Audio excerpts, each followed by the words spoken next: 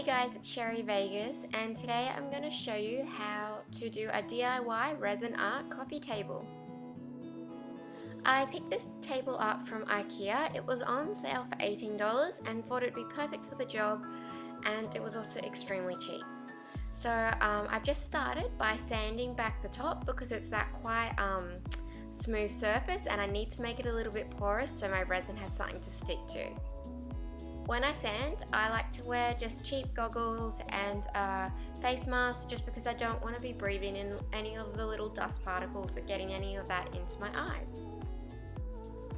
Once you finish sanding, just give it a quick clean and then it's time to put the resin layer on top.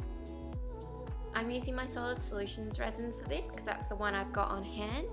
Just follow the manufacturer's guidelines for whatever resin brand you choose to use. If this table is also going to be an outdoor coffee table, make sure that you get an epoxy resin that is okay to be used for outdoors. For my resin, I mix equal parts into my measuring jug and then give it a really good mix up, making sure that both parts of the resin and the hardener are fully blended together. And then I just choose my colours that I'm going to use. I'm using 4 different colours today. I'll pop the names down in the description box. And then I just add those with my resin and mix them up in some clean plastic cups. If you want to know a more in-depth guide to resin if you've never used it before, make sure you go and watch my beginner's tips and tricks to resin art.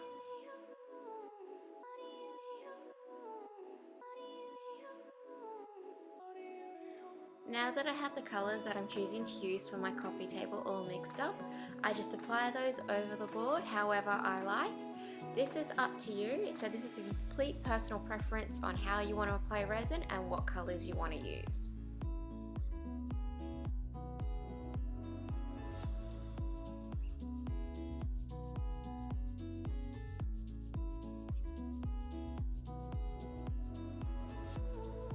So I have around a half an hour working period for this, maybe a little bit longer. It does depend on the room temperature and how humid it is, because obviously the more heat, the faster the resin will set. So I'm just playing around. I've got my grey base coat down and then I'm applying white on top. I've added a little bit of Resi Blast into my white just so it will give that really cool lacing effect. I just want like little slivers of gold as an accent colour to come through on this piece. So I've mixed up my gold, and this gold is from Artisu, and I am just using an empty syringe to fill it up, as you can see here, and this just means I have a little bit more control over where the resin goes. After I finish applying my gold, I am going to use my blowtorch, and I'm just going to go over the surface really fast and pop any resin bubbles that might be there. If you don't have a blowtorch, you can always use a heat gun as well.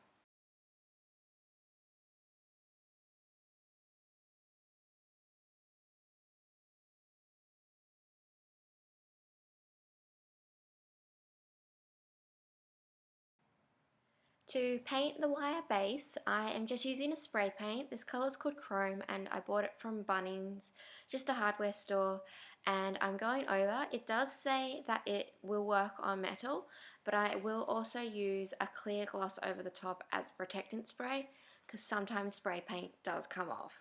So this is the protectant spray I'm using, and then I've just sprayed that all over just to make sure that it's not going to rub off when I move my coffee table. I decided to do all my spray painting outside because I didn't want any of the fumes or the spray paint in my house, and I also made sure I wore gloves, a mask and goggles. I left the wireframe to dry overnight just to make sure before I brought it back inside. On the top of my table underneath, I did tape it previously before resining it, just to make sure if the resin did drip down that it wouldn't affect how the table would click back into place.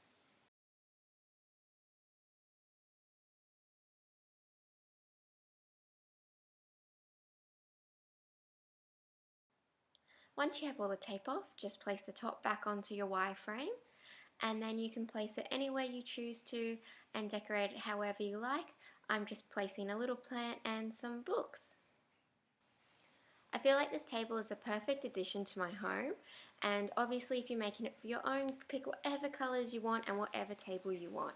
So if you like this tutorial, make sure you give it a big thumbs up, And if you're new and you want to see more DIY and resin projects, make sure you subscribe.